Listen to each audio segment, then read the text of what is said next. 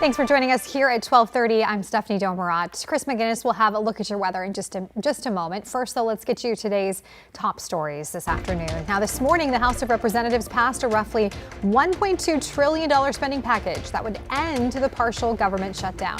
It funds a vast majority of the government through September 30th. It also includes a short-term patch to fund the Department of Homeland Security through the 13th. During that time, lawmakers will negotiate potential changes for the agency, which oversees immigration enforcement agencies like ICE and Border Patrol. The bill now goes to President Donald Trump's desk for his signature. Portland City Council has to now figure out what to do with an additional $21 million they've found in unspent housing funds. Yesterday, Councilor Loretta Smith revealed fellow councilor Jamie Dunphy had alerted her to the millions in unspent funds connected to the Portland Housing Bureau's Housing Investment Fund. Late last year, councilors were informed that the city's Housing Bureau had roughly $21 million in unspent funds in its rental services office. Our Bloodbest will have more from the councilors on how they will approach this unspent money coming up this afternoon.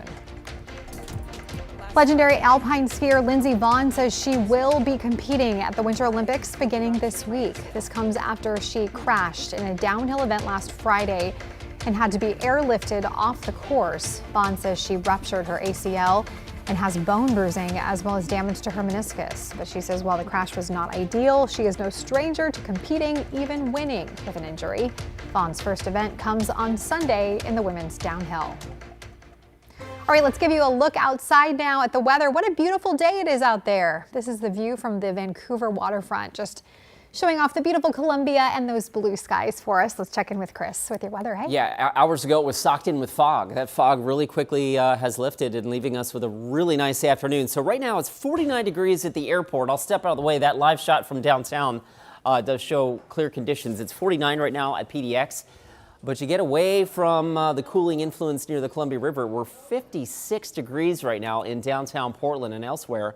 We're up to 56 in Tigard and Beaverton. A little cooler down to the south where the fog has been slower to burn off. So Salem right now, we're talking about you at 46, Amsville 46, Aurora right now 43. And you can see on the visible satellite imagery as well that we've got that low cloud lockdown, which is starting to build over in the Columbia River Gorge, specifically the East Gorge and the Columbia Basin. So on the other side of the mountains, that's what it looks like right now over near Oregon's Veterans Home in the Dalles. Low clouds and 44. And between the two, there's another gusty east wind setting up. Corbett's already gusted to 53 miles an hour. Troutdale gusting 35 to 40 as well. And that'll be with you folks for the next couple of days. So get ready for the east wind machine to get cranking. Meanwhile, we'll enjoy sunshine here in the Portland, Vancouver metro area. I've got us inching up towards the upper 50s this afternoon. Sunset tonight, 5:20. Your full forecast coming up in just a bit. Okay, we'll see you then, Chris. Thank you. New surveillance video captures the critical moments leading up to a Border Patrol agent opening fire in southeast Portland early last month. The shooting left 2 people in a pickup truck wounded and the driver now facing criminal charges. Investigative reporter Kyle Boshi breaks down what happened. Never before seen video obtained by KGW shows the January 8th shooting involving U.S. Border Patrol in southeast Portland. The video, captured by nearby security cameras, has no audio, and we've zoomed in to show the incident. According to investigators, a federal officer shot a man and a woman after the truck they were in repeatedly rammed a Border Patrol vehicle. According to court records, federal agents were conducting targeted enforcement operations when they spotted the driver, Luis Nino Moncada, and his passenger, Yorlins Betsabeth Zambrano Contreras, in southeast Portland. The video shows federal agents in 4 unmarked vehicles making a traffic stop in the parking lot of an Adventist Health medical office. Nino Moncada, driving the red truck, pulls into a parking spot. Federal officers approach. Agents say after identifying themselves, Nino Moncada backs up, ramming their unoccupied rented federal vehicle. The video shows Nino Moncada driving his truck forward and then in reverse. Several officers told investigators they were fearful for their safety. A Border Patrol agent fired 2 rounds into the driver's side window, according to investigators. After the shots were fired, Nino Moncada drove off and called 911 for help. And that was Kyle Aboshi reporting. Homeland Security says Nino Macada and Zambrano Contreras both entered the U.S. illegally from Venezuela. Zambrano Contreras pleaded guilty to entering the U.S. illegally and was sentenced to a year of probation. Nino Macada remains behind bars while awaiting trial on charges that include aggravated assault of a federal officer. And we're learning more about the impact of last weekend's demonstration outside Portland's ICE facility. New video obtained by KGW shows the scene on Saturday afternoon as federal agents deployed tear gas while responding to individuals they say entered restricted government property. This was the view from LaShonda Shavers' fifth floor apartment across the street. She says gas filled her home. Having a really hard time breathing and trying to just get air in, because I was choking and coughing on tear gas. They don't seem to care that we are just trying to survive in our homes when they are using these tactics. I mean, deploying these munitions, these chemical irritants and those flashbangs right next to our home, and we are not doing anything. Outside the Grays Landing apartment building, damage can be seen where a projectile broke a third-floor window. Reach Community Development, the organization that owns the building, has filed a lawsuit against the federal government seeking to restrict the use of tear gas, saying it poses risks to residents' health and safety. Meanwhile, Homeland Security Secretary Kristi Noem now says all DHS field officers will be wearing body cameras in Minneapolis. That follows growing calls for accountability after federal agents shot and killed Renee Good and Alex Preddy in Minneapolis. DHS has confirmed there is body cam video of Preddy's shooting, though it has not been released. Several lawmakers have called the move to issue body cameras a good start, but say they want that policy written and signed into law.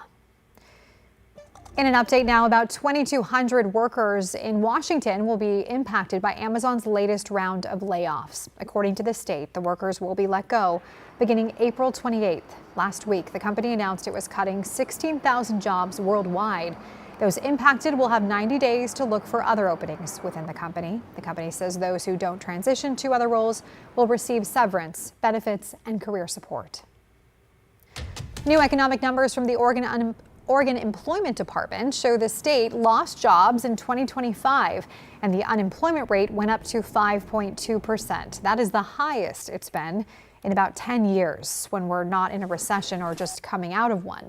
Oregon's Office of Economic Analysis thinks the state will add jobs this year, but probably a small amount. The Salem-Keizer School District is once again proposing tens of millions of dollars in budget cuts. This time, the district is looking to slash $23 million and more than 100 staff positions. Sunrise reporter Thomas Schultz has the details. Well, look, $23 million is a big chunk of the school district's budget. $14 million of that will come from classrooms. The rest will come from district offices. Overall, we're talking about 129 jobs that could be slashed in Salem-Keizer. This comes on the heels of even larger cuts a couple years ago when Salem-Keizer, which is Oregon's second biggest school district, slashed $70 million in 400 positions. Since coming on board as superintendent back in 2023, Andrea Castaneda has been clear. The school district desperately needed to get on better financial footing. Though as the district has cut its cost, it's dealt with falling enrollment. Castaneda has also been outspoken, saying the Oregon legislature is not giving enough funding to schools.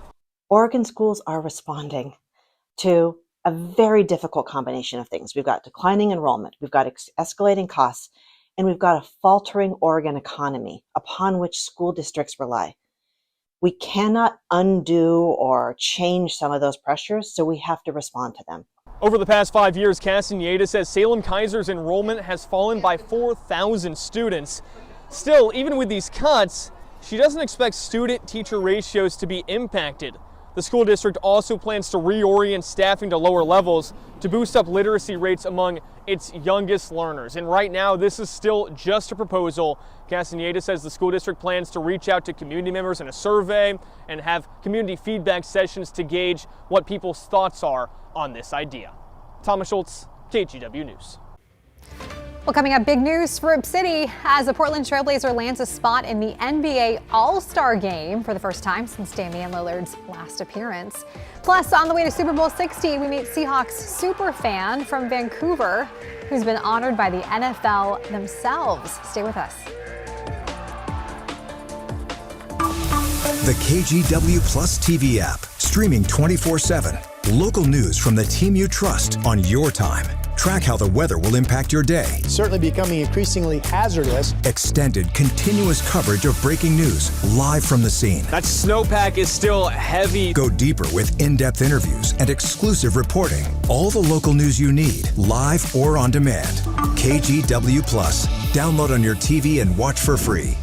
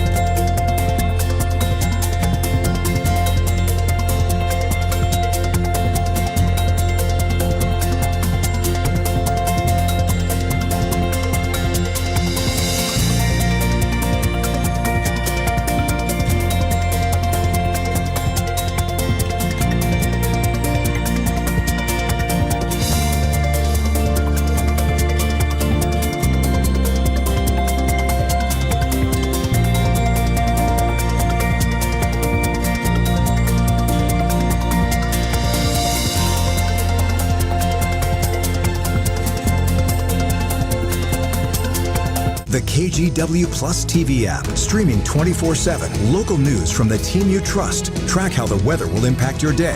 Breaking news live from the scene. All the local news you need. KGW Plus. Download on your TV and watch for free. On Weather Impact Alert Days, stay informed, prepared, and connected with KGW and KGW Plus. Coverage that alerts you to what's coming and how it will impact you. Watch extended weather coverage on KGW Plus. Welcome back. Big news from Rip City. For the first time since 2023, the Portland Trail Blazers will be represented at an NBA All-Star game. We're talking about Deni Avdija in the first selection of his career. Avdija is having a breakout season in his 6th year in the league, averaging 25.5 points, 7 rebounds, and nearly 7 assists per game. One of just 3 players in the league averaging those kind of numbers. Now, last month, he earned Western Conference Player of the Week honors. Obviously, there's a lot of talent in this league that could have been instead of me, but I worked hard. I play hard.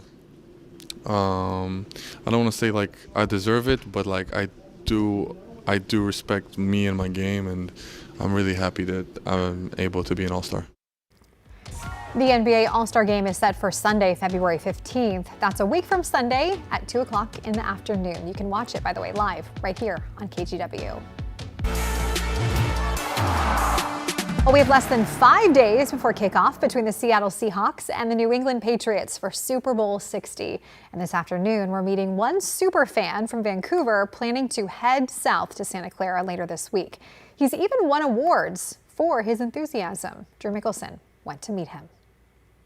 This is a one-of-a-kind, the Tyler Lockett. When Larry Bevins' daughter moved out, he had big plans for her bedroom. I got Lofa Tupu, I got Steve Largent, I got Cam Chancellor. This 12th man cave in his Vancouver, Washington home has all sorts of memorabilia, but he doesn't only have stuff. You have the big wheel, Pike's Place, and the needle. He's got Seahawk ink everywhere. What used to be called the Clink, now is called Lumen Field. And then just the skyline of Seattle.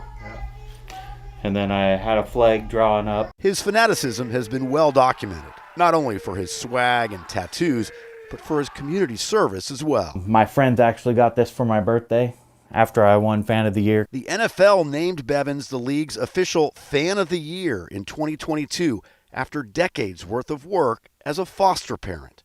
That honor enabled him to announce the Seahawks draft pick that year when they selected Jackson Smith-Njigba. I wish it was Thursday and I was already there. Right now, all he can think about is Super Bowl Sunday. He flies down Thursday and hopes his lifetime of service and fandom pays off. It'll be all Seahawks related all week after that until I get home. And then it's parade time. Well, by the way, we'll have coverage every night leading up to the Super Bowl right here on KGW and on KGW Plus. Each night at 8, check out our Countdown to Kickoff special on our free streaming app. And remember, you can watch the big game, of course, on NBC. Kickoff, Seahawks versus the Patriots, is 3:30 Sunday afternoon at Levi Stadium. We'll have that game right here on KGW. All right, let's check in with Chris now with a look at your weather. And it is shaping up to be a really pretty Tuesday afternoon out there. We had some fog down in the mid-Willamette Valley. That is lifting. This is a live look right now from our Salem Capitol Sky Camera, where it's currently 46 degrees, on your way to highs easily in the mid-50s this afternoon. Your forecast after the break. The KGW Plus TV app, streaming 24/7. Local news from the team you trust on your time. Track how the weather will impact your day. It's certainly becoming increasingly hazardous. Extended, continuous coverage of breaking news live from the scene. That snowpack is still heavy. Go deeper with in-depth interviews and exclusive reporting. All the local news you need, live or on demand. KGW Plus. Download on your TV and watch for free.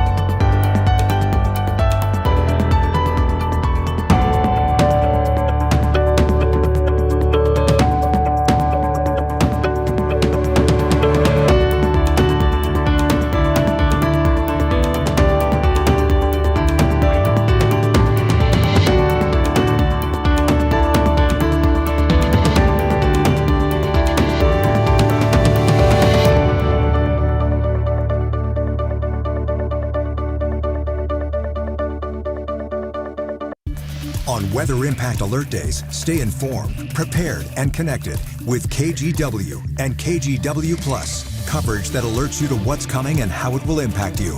Watch extended weather coverage on KGW Plus. The KGW Plus TV app, streaming 24/7. Local news from the team you trust. Track how the weather will impact your day. Breaking news live from the scene. All the local news you need. KGW Plus. Download on your TV and watch for free. It is a beautiful day out there today. Good day for a walk. Yeah, or whatever you want to do outside. Yeah, true. When, if you like sunshine, if that's your thing during the time of the year, but we don't usually see a lot of sunshine. By the way, that looks like it's going to change a little bit next week. We'll get into that in a second, towards the tail end of our 7-day forecast. For now, though, mild and dry today, Wednesday, Thursday, Friday, and maybe the first half of Saturday. That means patchy frost. That also means gusty east wind near the Columbia River Gorge, where unfortunately, you folks out towards Troutdale have been suffering with that, on and off really for the last couple of weeks. We've had windy periods where it seems like the wind is never going to stop. It's back. And if you're not experiencing the wind, we're going to have air stagnation. So we've got all these wonderful calm weather winter things to talk about here. So air stagnation specifically for Clark County, Lower Columbia Valley up towards the Kelso-Longview area. And then as you get south of town as well, from about Wilsonville down through Marion, Lynn and Lane counties as well, and that'll be over the next couple of days. While we are enjoying sunshine here in the Portland, Vancouver metro area, and just some high thin cloud cover at the coast, by the way, it's been beautiful there today. The Columbia Basin, so basically from Hood River out through the Dalles, Arlington, etc., is stuck under that temperature inversion. It's a little warmer aloft than it is at the surface. That's a very stable air pattern, and so that traps the clouds and the pollutants and whatnot, and you're likely to be stuck in that for the next couple of days. If anything, it may even kind of exacerbate or get a little more reinforced, I should say. We've got high pressure over the inland northwest, driving that offshore breeze. And remember, the gorge is basically the only gap in that 5,000 to 10,000 foot wall of mountains, the Cascades, right? So that's why the gorge is just a natural wind tunnel. And the wind tunnel is windy today. 53-mile-an-hour wind gusts this morning at Corbett, and we will likely see the same over the next couple of days. When we say Portland here, I mean, our model can't necessarily resolve the half a mile distribution here of the wind. The point is that east of 205 and especially East County and the normal areas that experience the east wind will continue to do so over the next couple of days. And if you're away from that influence, it'll be frosty in the morning with a little bit of air stagnation and no rain for the next few days. 50 right now at the Springs at the waterfront in Vancouver. It's 49 at the Portland International Airport. You get away from that. Look at that. We're already up to 59 degrees in Beaverton. And after a cool start, Salem is warm to 46. Hour by hour, I've got us inching towards the 60-degree mark here in Portland. Okay, it's been kind of a dry January, right? In February, when we put all that together, remember, we had a surplus going into January. So now we're below average in the rainfall department since October 1st, our water year.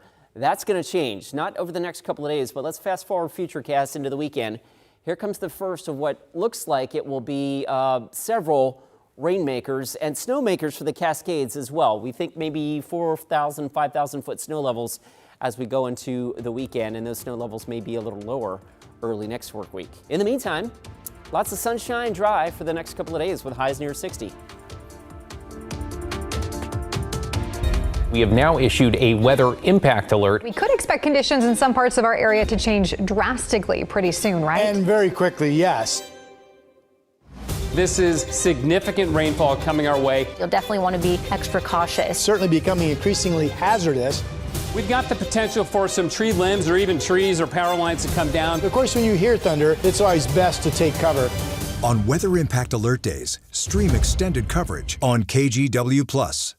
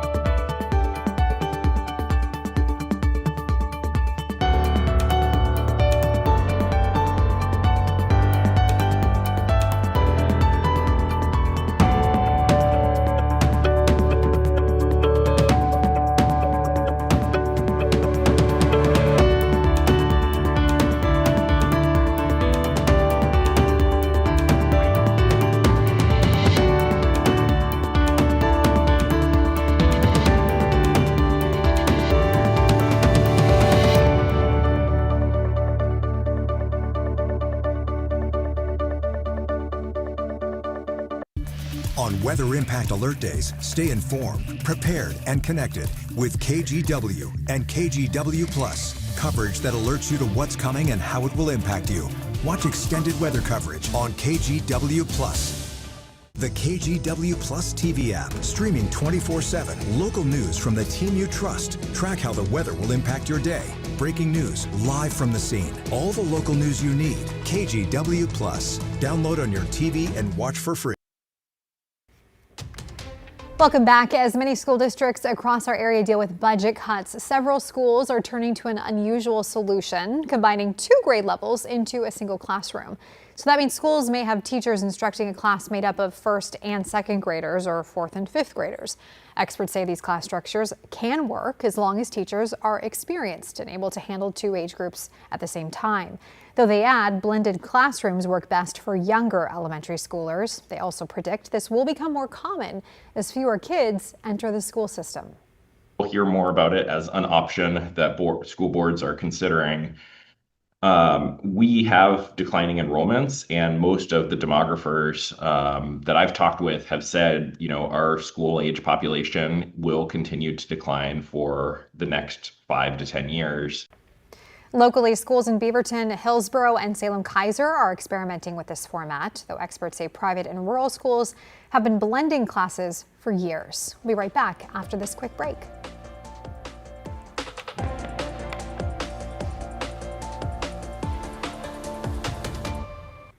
On Weather Impact Alert Days, stay informed, prepared, and connected with KGW and KGW+. Coverage that alerts you to what's coming and how it will impact you. Watch extended weather coverage on KGW+. The KGW Plus TV app, streaming 24/7. Local news from the team you trust. Track how the weather will impact your day. Breaking news, live from the scene. All the local news you need. KGW Plus. Download on your TV and watch for free.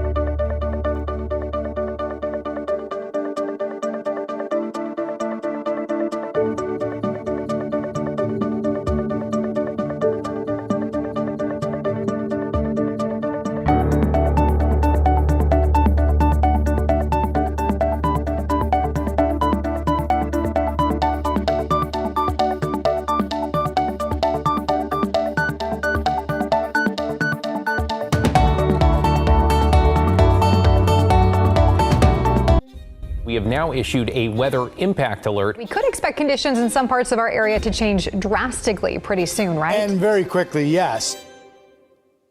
This is significant rainfall coming our way. You'll definitely want to be extra cautious. Certainly becoming increasingly hazardous.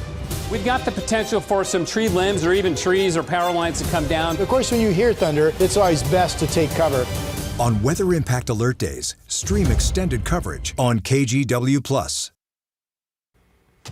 Well, welcome back. After months of renovations, the Hollywood Library will reopen next week. The newly revamped space on Northeast Tillamook includes new furniture, technology, artwork, and lighting. There's also a new automated handling system the library says will get books and other materials to people much faster. It reopens next Friday, February 13th. Of course, this is part of the Multnomah County library renovations. It's been so fun to see them all open. They have, really enjoyed it. Yeah, we've gone to the one over off of Gleason. Really nice job. Did you catch my joke there? Good luck. Opens on the 13th. Bad joke. Back to your 7-day forecast. I'm a better meteorologist than I am comedian. 59 today. Partial sunshine, near record warmth. It's possible that we're flirting with record territory again Wednesday and Thursday before we cool it down a little bit. And then finally bring back several chances for rain. The first arriving on Saturday. That also means lowering snow levels in the Cascades as well. That would be great news. Yes, we need that so badly. All right, Chris, thank you. And thanks for joining us. A reminder, we've added more live news to KGW Plus, of course, at 12:30. You can also tune into Sunrise from 7 to 9 and at 5:30. We'll see you back here today at 4 o'clock. Have a great one.